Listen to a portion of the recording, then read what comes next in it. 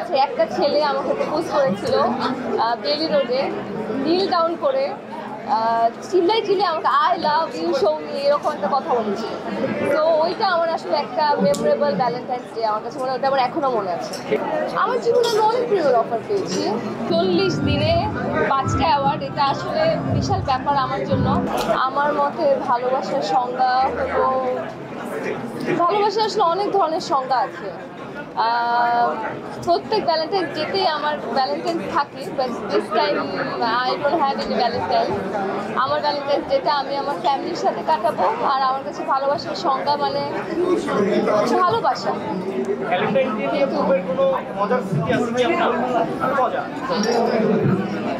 না, আমার আসলে ভাই এরকম কোনো ভ্যালেন্টাইন্স ডে আমি পালন করিনি যেখানে আমার খুব মজা, ছোটোবেলায় মজা লাগতো। ছোটোবেলায় আমি যেহেতু বিকানেসের স্কুল অ্যান্ড কলেজ থেকে আমি পড়াশোনা করেছি, তো ছোটোবেলায় আমাদের স্কুলে যেটা হতো, টিচাররা ভ্যালেন্টাইন্স ডেতে খুব পাহারা দিয়ে রাখতো আমাদের বিকানেসের মেয়েদেরকে। তখন আমার মনে আছে একটা ছেলে আমাকে প্রপোজ করেছিল বেলি রোডে, নীল ডাউন করে চিল্লাই আমাকে I love you show me এরকম একটা কথা বলেছিল। তো ওইটা আমার আসলে একটা মেমোরেবল ভ্যালেন্টাইন্স ডে আমার কাছে মনে হয়, ওটা আমার এখনো মনে আছে। কিন্তু আমি তাকে মানা করে দিয়েছিলাম। হ্যাঁ, ও আমার কাজিনের ফ্রেন্ড, বাট ওকে আমি তখন ওই মুহূর্তে মানা করে দিয়েছিলাম, আমি প্রপোজাল অ্যাকসেপ্ট করি না। আচ্ছা, একটা প্রশ্ন করি, যদি উত্তর দেওয়া না দিবেন, সেটা হচ্ছে আপনার জীবনে কতগুলো প্রেমের অফার পেয়েছেন? আমার জীবনে আমি অনেক প্রেমের অফার পেয়েছি। আমার জীবনে আমি অনেক প্রেমের অফার পেয়েছি, এটা স্বাভাবিক না? অনেক ছেলেরা আমাকে অফার করে, এখনো করে।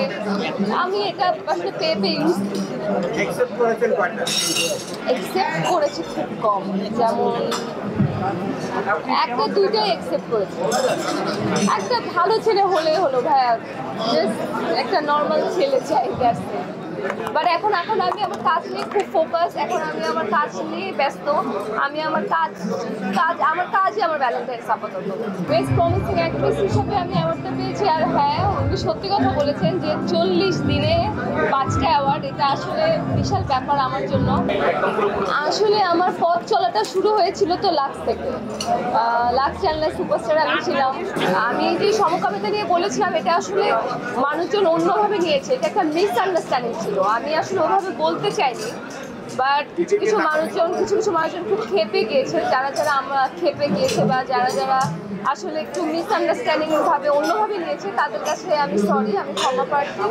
আমি আসলে বলতে যেটা চেয়েছিলাম যে বিশ্বের অনেক দেশ উন্নতি করেছে, তো সব দেশেই এটা মেনে নেওয়া যায়। আর এটা যার পার্সোনাল ব্যাপার, এটা নিয়ে আসলে আমি এখন কোনো কমেন্ট করতে চাই না।